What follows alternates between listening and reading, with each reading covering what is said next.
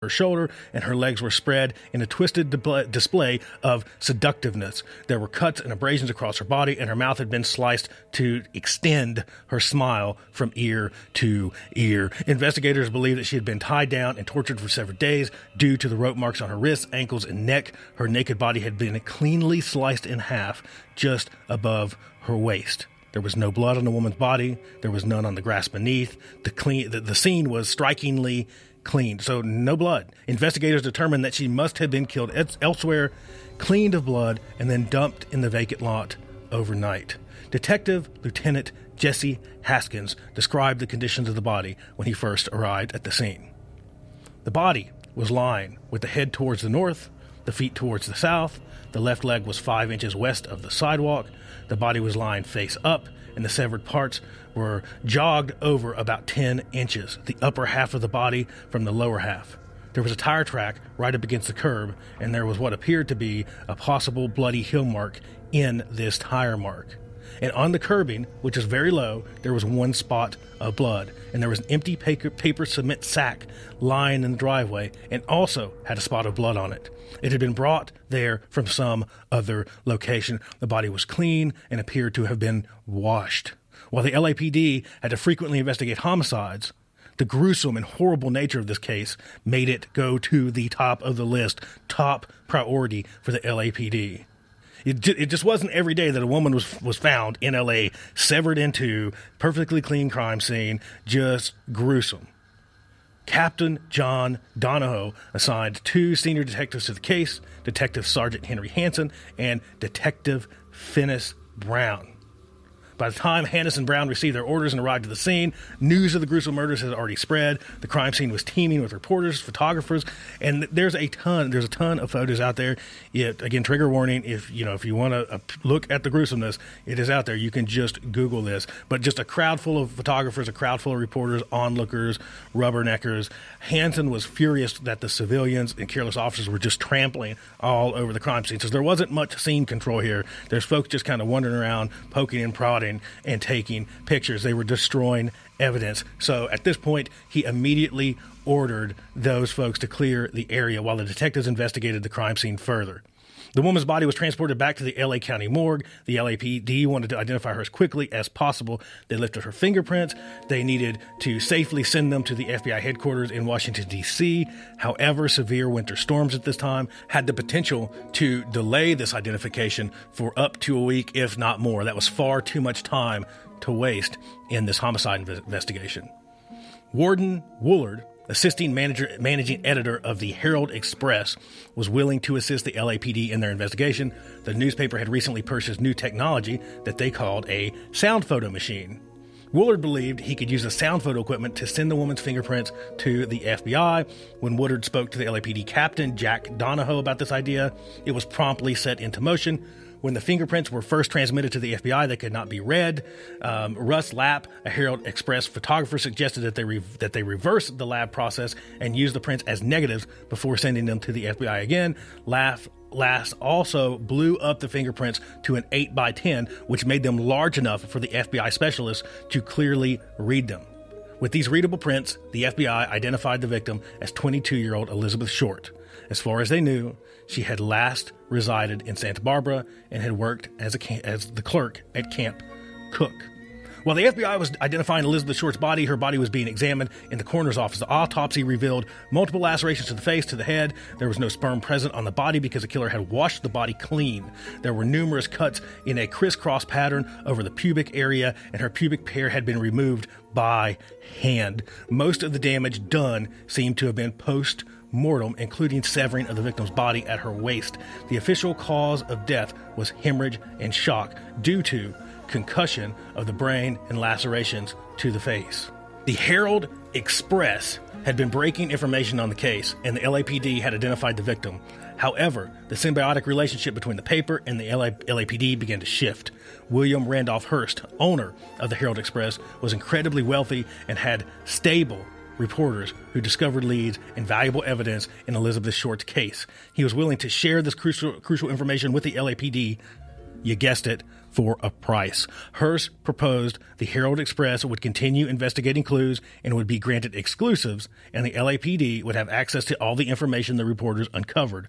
While LAPD Captain Donahue was not especially happy with these terms, he was desperate for information on the case and took the offer. Wayne Sutton, a Herald Express rewrite man, he was a rewrite man, you see, was assigned to locate Elizabeth Short's mother, and he found her in Medford, Massachusetts. Sutton quickly found her and was instructed to give her the news of her daughter's death. However, Sutton knew that he needed to obtain information about Elizabeth Short first. Her mother would likely be too shaken up to tell her the info that he needed about Elizabeth if he had initially broken that horrible news to her. So he didn't, right? He lied. He basically told her mother that Elizabeth had won a beauty contest in LA. Ah, man. Right? I get it. Trying to get info, need to get info, have to get info, crucial info, but I don't know if lying to a victim's mother and then kind of following that up, oh yeah, by the way, that's not true. So he lied to her, told her that her daughter had won a beauty contest in LA. Her mother loved to talk about her beautiful daughter and was willing to tell Sutton everything he wanted to know. She was just a proud, braggy mom. Beautiful girl, beautiful daughter, wanted to brag on her daughter, and that's exactly what she did. She opened up. Unfortunately, once he had received all of the info that he needed, Sutton's boss finally instructed him to tell Elizabeth's mother the truth. At first, Mrs. Short did not believe him. She could not fathom that her daughter was dead, let alone murdered. The LAPD had to contact local Medford cops and send them to Short's residence to tell her the story in person before she would accept the news. The Herald Express was soon swamped with anonymous reports and tips, some of which actually proved to be useful. One anonymous caller told reporters that Elizabeth had kept photo albums of herself and her friends in a trunk. The trunk had gone missing during a shipment from Chicago to LA. However, the Herald Express determined to relocate it. They found it at a Greyhound Express station in downtown Los Angeles. They would be able to finally illustrate Elizabeth Short's stories with photos of herself, her friends, and her lovers. On January 17th, 1947, a photograph of Elizabeth Short appeared on the front page of the Herald Express. The paper referred to her as the Black Dahlia, a name that would stick for almost 70 years, a name that lives on to this day. So, why? Why Black Dahlia? Why? It was a common practice for newspapers to give interesting names to female murder victims, in particular female murder victims, and their killers during the 1940s. Elizabeth Short was no exception. The Los Angeles Times reported that customers at a drugstore in Long Beach dubbed Elizabeth Short the Black Dahlia as a joke in reference to a murder mystery film, The Blue Dahlia, which was released 9 months prior to her murder. Elizabeth Short had frequented the drugstore when she first lived in Long Beach, and customers remembered Elizabeth due to her black hair, her black garments, and her fair complexion. Before Black Dahlia caught on, Elizabeth Short's killing was dubbed the werewolf murder. However, a reporter found out about the Black Dahlia nickname, and boom, there you go. It's like, oh, that one sounds way better. And the newspaper adopted the nickname shortly thereafter, and the case of the Black Dahlia was born. Even after Black Dahlia became more prominent, some sources still refer to her killer as the werewolf. So by today's standards, we would probably call this a media circus, with the discovery of her photographs, with the gruesome photographs of the crime scene. There was just stuff printed in paper after paper after paper with the gruesome nature of the crime, again, with all of the visual aids from photographs and all of those things, and coupled with this new catchy name, it did become truly a media circus. On January 23rd, 1947, the Examiner received a call from a man claiming to be Elizabeth Short's killer. He told the editor, J.H. Richardson, that he was upset with the way the story is being told in the papers. He offered to mail Elizabeth Short's belongings to the paper to prove his claim. The Examiner received a package and a letter formulated from magazine clippings from an anonymous sender the following day. This package included Elizabeth Short's birth certificate, business cards, photographs, and an address book with the name Mark Hansen on the cover. Mark Hansen, who had allowed Elizabeth Short to stay with him in the past, past, became a prime suspect now in the case. Elizabeth Short's handbag and shoe were found in a trash can the same day that the examiner received this package. These items were found only a few miles away from the vacant lot where Elizabeth's body had been dumped. The items were identified by Robert M. Red Manley before LAPD no longer saw him as a suspect. This could have been a major mistake on the killer's part. He likely did not assume the items would be linked to Elizabeth Short's murder, yet they were. The location of the items revealed that the killer was most likely within walking distance of both the vacant lot and the area where the belongings had been dropped. Soon enough, more letters began pouring in to various newspapers. All these newspapers' offices were just receiving letter after letter.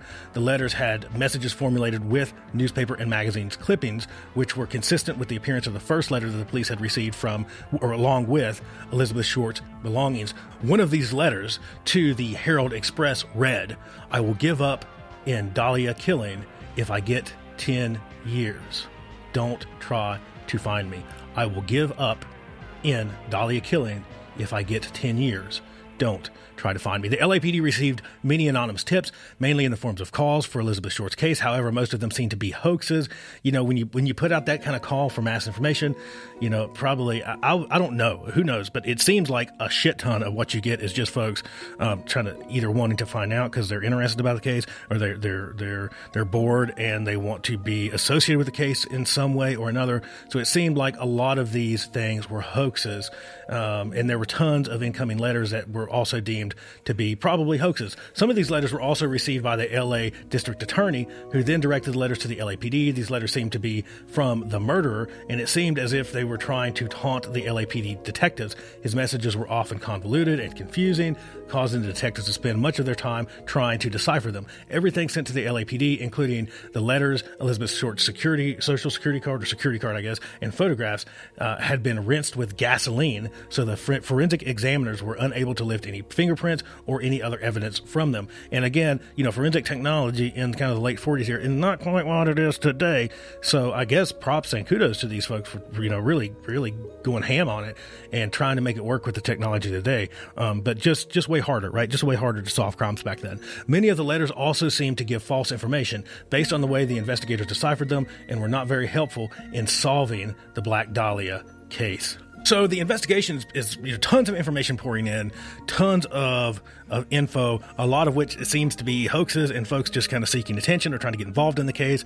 So the police are just desperate for leads. I guess the way to describe this is the case is stalled, right? There's just nothing really to go on other than some of these kind of wonky letters that are coming in. Due to the way that her body was cut cleanly in two, the LAPD was convinced that her murderer had some type of medical training, right? Like a surgeon, like a doctor, something like that. This is from an FBI letter dated February 25th, 1947. The manner in which Elizabeth Short's body was dissected has indicated the possibility that the murderer was a person somewhat experienced in medical work. The Los Angeles Police Department has undertaken to develop suspects among the medical and dental schools in the area, as well as among other students who have anything to do with human anatomy. The University of Southern California complied with the LAPD and sent them a list of their medical students. This is evident by another FBI letter on March 6th, 1947. Reference is made to your letter of February 25th, 1947, submitting a list bearing the names of students enrolled in the medical school of the University of Southern California and requesting that these names be searched through the criminal indices of identification division. However, the first suspect arrested for Elizabeth Short's murder was not one of these medical students. His name was Robert Red Manley. There you go. So Manley was one of the last people to see Elizabeth Short alive. Because of his alibi for January 14th and 15th was pretty solid, like it was pretty good, and because he passed 2 lie detector tests, the LAPD kind of just let him go right there. So he had a pretty good alibi. He passed 2 lie detector tests, and they're like, this is probably not our bro. This is not our man. We don't have our man. Due to the complexity of the Black Dahlia case, the original investigators treated every person who knew Elizabeth Short as a suspect. By June 1947, police had processed and eliminated a list of 75 suspects. So they had eliminated 75 suspects at this point. By December 1948, the detectives had considered 192 suspects in total. About 60 people, back to kind of the hoaxy stuff, about 60 people had confessed to Elizabeth Short's murder, but only 22 were considered, even possibly considered, viable suspects by the LA District Attorney. So there was a few kind of main suspects in this list. Mark Hansen, so we mentioned him. Dr. George Hodel, which that gets kind of interesting if you start digging around in this case, and Dr. Patrick S. O'Reilly. While some of the original 22 suspects were discounted, new suspects have also kind of floated to the top. So the following suspects